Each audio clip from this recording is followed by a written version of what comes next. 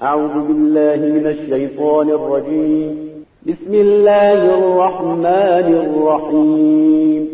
الحمد لله رب العالمين الرحمن الرحيم مالك يوم الدين. إياك نعبد وإياك نستعين.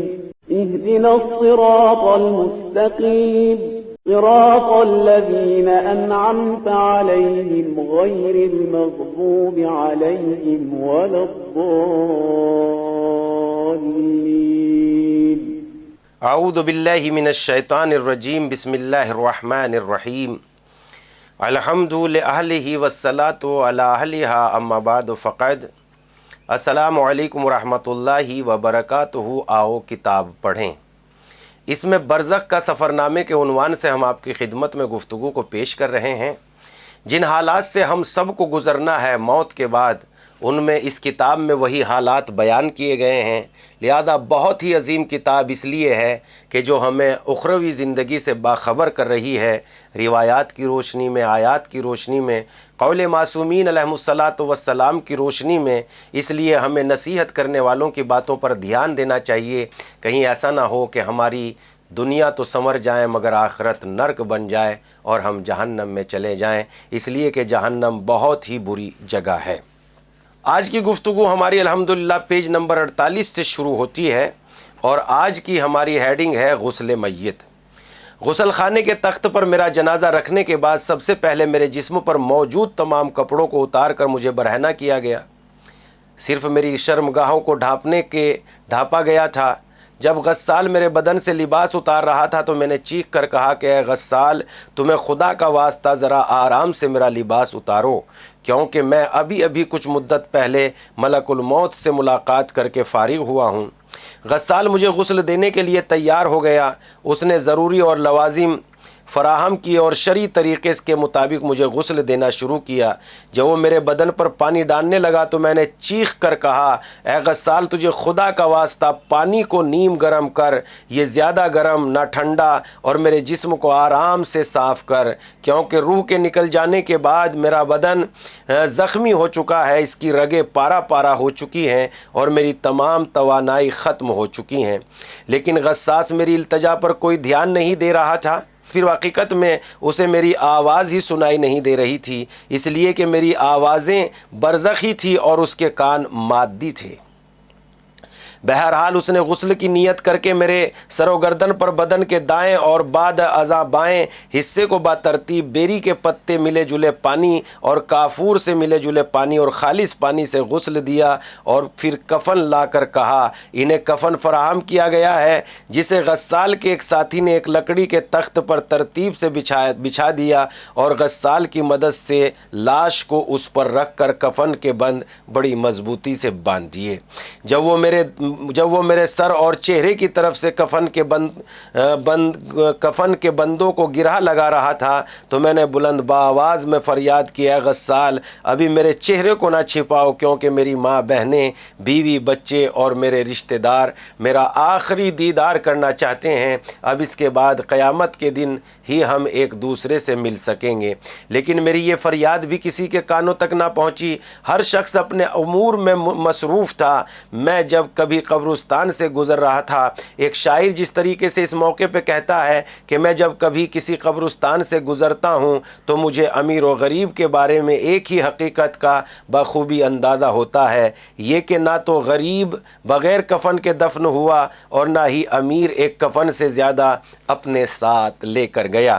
اس موقع پر میں نے خود اپنے آپ سے مخاطب ہو کر کہا، اے شخص، یہ تو نے مال و دولت کی جمع آوری، عظیم الشان اور مضبوط گھر کی تعمیری اور نرم و نازک اور خوشنما رنگوں سے مزین خوبصورت قالین اور بہترین گاڑیاں اور خوبصورت درختوں اور پھلوں سے لدے ہوئے باغ، نقدی اور کریڈٹ کارڈ جیسی جتنی چیزوں کو بڑی مشقتوں اور تکالیف سے برداشت کر کے حاصل کیا تھا، اب ان سب کو اپنے ورثاء کے حوالے کر اور خود خالی ہاتھ صرف ایک کفن لے کر اپنے ابدی مقام تک پہنچ جا. خداوند تعالیٰ خداوند کا فرمان ہے، دنیا کے مال و دولت و ثروت ختم اور فنا ہونے والی ہیں، یہ سب کچھ دنیا میں رہ جانے والا ہے وہ چیز جو انسان کے ساتھ رہے گی وہ اس کے نیک یا برے اعمال ہیں۔ سورہ مبارکہ نحل آیت نمبر 96۔ دیکھو یہ سفید لباس جسے کفن کہتے ہیں یہ تمام انسانوں کو دیا جاتا ہے، خواہ بڑے ہوں یا چھوٹے، مال و دولت والے یا فقیر، نادار شہری ہوں یا دیہاتی، بادشاہ ہوں یا خدا کے پیغمبر، اچھے انسان ہو یا برے، یہ سب لوگ میدان محشر میں اسی لباس کے ساتھ بارگاہ الہی میں پیش ہوں گے۔ اس بارگاہ میں کوئی شخص اپنے قیمتی لباس پر فخر و مباحت نہ کر سکے گا۔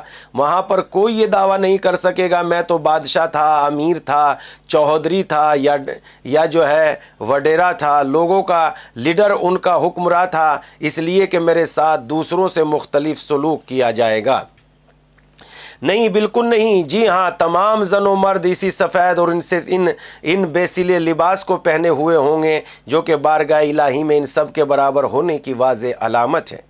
قرآن مجید میں خدا تعالیٰ کے فرمان کے مطابق صرف ان لوگوں کو دوسروں پر فوقیت دی جائے گی جو خدا کی اطاعت و بندگی اور اس کے احکام پر عمل کرنے والے، صرف خدا سے ڈرتے ہوں گے اور صرف اس کی عبادت کرتے ہوئے ہوں گے۔ سورہ مبارکہ حجرات آیت نمبر 13۔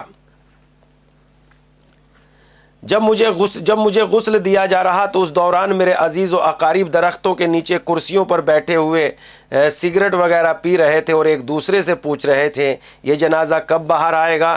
صاف معلوم ہو رہا تھا کہ اب وہ مزید انتظار نہیں کر سکتے۔ وہ لوگ جلد از جلد قبرستان سے نکل کر اپنی زرق و برق والی رنگین دنیا میں واپس جانا چاہتے تھے۔ لاش کو غسل دے کر کفن پہنانے کے دوران خنوط کیا گیا۔ غسال نے تھوڑا سا کافور لے کر پیشانی، دونوں ہتھیلیوں اور گھٹنوں اور پاؤں کے انگوٹھوں کے سروں پر ملا۔ یہ وہ مقامات ہیں جو سجدہ کرتے ہوئے زمین پر لگتے ہیں، اسی لیے حکم اسلامی کے تحت انہیں کافور کی خوشبو سے معطر کیا جاتا ہے۔ لیکن اس کا کیا فائدہ تھا، کیونکہ پوری زندگی میری پیشانی ایک مرتبہ بھی خدا کے حضور سجدہ ریز نہیں ہوئی تھی۔ علاوہ ازیں چونکہ مرنے کے بعد روح کا بدن سے رابطہ مکمل طور پر منقطع نہیں ہوتا، اس لیے مسلمان اپنے مردوں کو بدن کے احترام کرتے ہوئے وہ مرحوم کے بدن کو آب سدر، آب کافور اور آب خالص کے پانی سے 3 آب خالص پانی سے 3 غسل دیتے ہیں، پھر اسے سفید اور پاک انسلے کپڑے کا کفن پہناتے ہیں۔ اس طرح یہ لوگ دراصل جسم کے احترام کو روح کا احترام شمار کرتے ہیں۔ جب تک میرا جنازہ غسال کے پاس پڑا تھا، میری والدہ اور بہنیں دروازے کی اوٹ میں سخت گریہ وزاری کر رہی تھی۔ آخر کار میرے بے جان جسم کو دوبارہ تابوت میں رکھا گیا اور غسال خانے سے باہر لایا گیا۔ میرا تابوت رشتہ داروں، دوستوں اور جاننے والوں کے کندھوں پر روانہ ہوا۔ جب قبرستان پر نظر پڑی تو میرا دل بیٹھ گیا۔ یہ لوگ مختلف قبروں کے پاس سے گزر رہے تھے اور دور سے ایک سیاہ گڑھا سا نظر آ رہا تھا۔ اسے دیکھ کر میرے پورے وجود میں اضطراب و خوف کی کیفیت پیدا ہو گئی۔ تشییع جنازہ کرنے والوں نے تھوڑا چل کر جنازے کو زمین پر رکھا، پھر دوبارہ اٹھا کر تھوڑا چلے اور ایک بار پھر اسے زمین پر رکھا اور پھر اٹھا کر پہلے سے تیار شدہ قبر کے قریب لے جا کر تیسری مرتبہ اسے زمین پر رکھ دیا۔ سب اس لیے کیا جا رہا تھا کہ قبر سے میری وحشت و خوف میں کمی ہو، لیکن قبر کو دیکھ کر ایک بار پھر ڈرا اور خوف نے مجھے اپنی لپیٹ میں لے لیا۔ میں نے بزرگان دین سے سن رکھا تھا کہ مجھ جیسے گناہ گار انسان جس نے اپنی پوری زندگی گناہ میں گزاری ہو کے لیے قبر جہنم کا ایک گڑھا ہے۔ اس لیے میرے پورے وجود پر خوف و دہشت طاری تھی۔ چونکہ جانتا تھا کہ میں ایک مجرم اور گناہ گار ہوں، اس لیے مجھے یقین تھا کہ قبر میں داخل ہوتے ہی میں جہنم میں ڈال دیا جاؤں گا۔ نماز جنازہ بھی پڑھ دی گئی۔ اس کے بعد میرے تابوت کو روبہ قبلہ رکھا گیا اور ایک عالم دین جنہیں پہلے سے بلایا گیا تھا آگے کھڑے ہوئے تاکہ نماز جنازہ شروع کی جائے۔ تمام لوگ ان کے پیچھے کھڑے ہو گئے اور نماز جنازہ شروع ہو گئی۔ وہ عالم دین بلند آواز سے نماز جنازہ پڑھ رہے تھے۔ انہوں نے پہلی تکبیر کے بعد کہا، میں گواہی دیتا ہوں کہ خدا کے سوا کوئی معبود نہیں ہے اور حضرت محمد مصطفیٰ صلی اللہ علیہ وآلہ وسلم اللہ کے بندے اور اس کے رسول ہیں۔ اس عالم دین کی زبانی یہ جملے سنے تو میں نے ٹھنڈی آہ بھر کر کہا کاش میں دنیا میں صرف ایک بار ہی اس جملے کو سچے دل سے ادا کر لیتا، یہ اس ہولناک موقع پر میرے کام آتا۔ عالم دین نے نماز جاری رکھتے ہوئے پڑھا خدایا تمام مومن مرد و زن اور مسلمان مرد و زن کو بخش دے، خدایا اس میت کی مغفرت فرما، اس کے گناہوں کو معاف فرما اور اپنا لطف و کرم اس کے شامل حال فرما۔ یہ سن کر میں نے اپنے آپ سے کہا افسوس میں تو وہ شخص ہوں جس نے پوری زندگی میں ایک رکعت نماز بھی ادا نہیں کی، نہ کوئی روزہ رکھا، نہ قرآن کی کسی آیت کی تلاوت کی۔ میں نے ان پر اعتقاد رکھتا تھا اور نہ مجھے یہ چیزیں اچھی لگتی تھی، میں تو اپنے پورے وجود سے شیطان کے پیچھے تھا، پس خدا میری مغفرت کیوں کرے۔ اس موقع پر مجھے ایک آواز اور سنائی دی، کوئی کہہ رہا تھا اے نادان انسان، میں کوئی حیرت کی بات نہیں اگر تو سچا مومن اور نیک انسان ہوتے ہوئے چونکہ تم خدا کے یہاں مہمان بن کر جا رہے ہو، اس ذات والا صفات کی جانب سے تمہیں سب سے پہلا تحفہ گناہوں کی بخشش اور خطاؤں سے درگزر کی صورت میں نصیب ہوتا۔ عالم دین نے نماز کو جاری رکھتے ہوئے پڑھا خدایا یہ تیرا غلام ہے، اس کے ماں باپ بھی تمہارے غلام ہیں، یہ تیری بارگاہ میں پیش ہو رہا ہے اور وہ تو بہترین ہستی ہے جس کی بارگاہ میں حاضری دی جائے۔ خدایا ہم سب اس میت سے سوائے نیکی اور اچھائی کے اور کچھ نہیں جانتے، البتہ اس کے بارے میں ہم سے زیادہ بہتر تو جانتا ہے۔ خدایا اگر نیکوکاروں میں سے ہے تو اس کی نیکیوں میں مزید اضافہ فرما، اگر یہ گناہ گاروں میں سے ہے تو اس کے گناہوں کو معاف فرما دے، اسے بخش دے، اسے اپنے ہاں بلند درجے عطا فرما، اس کی جو ہے باز ماندگان کا تو کفیل بن جا، اے اپنے رحمت کے پیکر دریا اس پر بھی رحم فرما، اے سب سے زیادہ رحم کرنے والے۔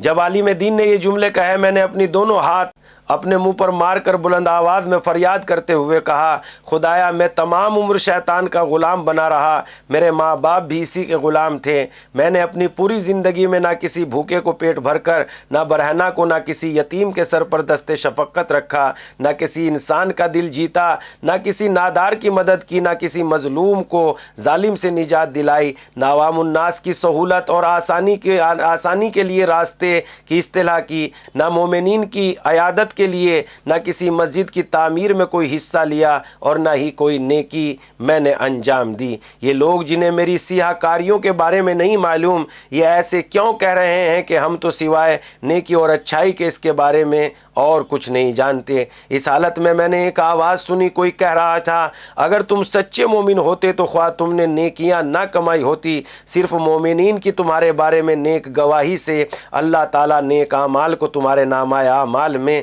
درج فرما دیتا۔ میں نے اپنے بندے کے بارے میں تمہاری گواہی کو قبول کیا، میں اس کے 2 گناہ جن سے تم لوگ بے خبر ہو صرف مجھے ان کا علم ہے ان کو معاف کر دوں گا۔ اس کے بعد اس نے کہا تمہیں تو خوش ہونا چاہیے، کیونکہ اگر اس عالم دین کو معلوم ہوتا کہ تم دنیا میں کس طرح کے انسان تھے تو یہ تمہارے جنازے پر نماز نہ پڑھتا، اگر پڑھتا بھی تو 5 تکبیروں کے بجائے 4 تکبیریں پڑھتا، کیونکہ صرف حقیقی مومنین کی نماز جنازہ میں 5 تکبیریں پڑھی جاتی ہیں، جن میں سے ہر تکبیر نماز 5 گانا میں سے ایک نماز کے مقابلے میں ہوتی ہے۔ اللہ اکبر! خدا کتنا غفور الرحیم اور مہربان ہے۔ یقیناً ہماری گفتگو پیج نمبر 48 سے شروع ہو کر پیج نمبر 54 پر تمام ہو چکی ہے۔ ہمیں آخرت کا راستہ دکھایا جا رہا ہے۔ یہ کتاب بہت عظیم ہے، اس کا مطالعہ بھی کیجئے اور اس کو سنیے بھی، اور دوسروں تک اس کتاب کو فارورڈ کرنے میں ہماری مدد کیجئے تاکہ دوسرے لوگ بھی بیدار ہو جائیں اور گناہ کا راستہ چھوڑ کے آخرت کے لیے نیکیوں کا انتظام کر لیں۔ والسلام علیکم ورحمۃ اللہ۔ پھر حاضر ہوں گے آپ کی خدمت میں انشاءاللہ۔